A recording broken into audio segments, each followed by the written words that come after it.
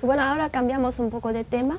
En América Latina, Perú es el país con un mayor número de población de origen chino y quizá es el que ha sido más influido por la cultura china, ¿no? Según dicen, 1 de cada 10 peruanos tienen ascendencia china. Y, por ejemplo, el aspecto más representativo puede ser el chifa. El chifa proviene del dialecto cantonés, que significa restaurante chino en Perú.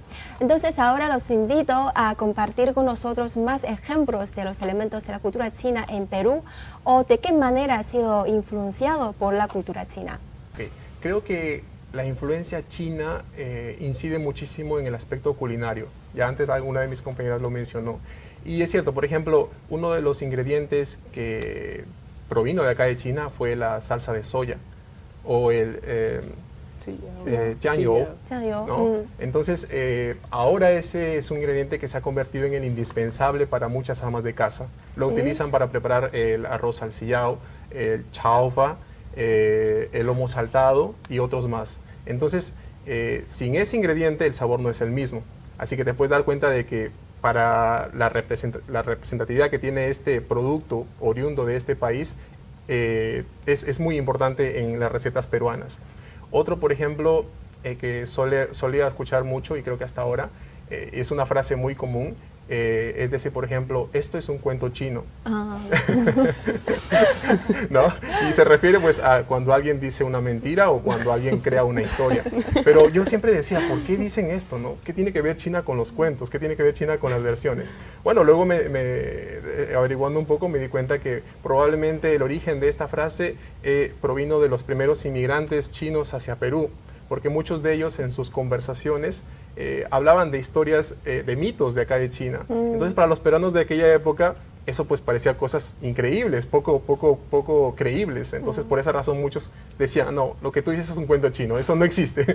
Bueno, y hasta ahora esa clase de frases aún las utilizamos en nuestro país y son parte del legado que China ha dejado en nosotros, en la huella que China ha dejado en nuestro país. Y bueno, y gracias a eso es que ahora existen acuerdos y convenios por el cual existen colaboraciones entre Perú y China, del cual APEC, por ejemplo, es un gran ejemplo de la colaboración que existe entre ambos países. Bueno, siguiendo por la gastronomía del chifa, el sillao es indispensable. Bueno, allá en Perú se llama sillao, le dicen sillao. No solamente en el arroz, el lomo saltado, incluso hasta en la sopa le ponen el sillao, ¿no? O sea, es porque le da un sabor bastante diferente, es muy de acá, es muy típico de acá. También podríamos dirigirme al barrio chino, que es tal cual un barrio chino ubicado en el centro de Lima.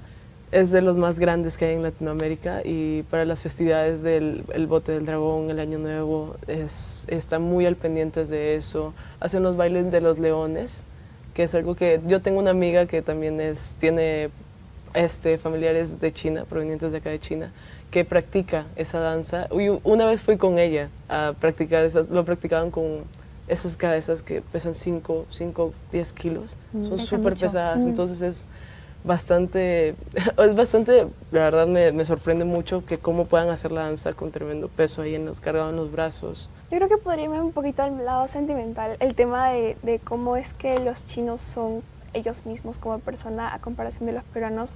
Yo me acuerdo que mi papá me contaba bastante del tema de que ellos trabajaban duro por lo que hacían, trabajaban bastante.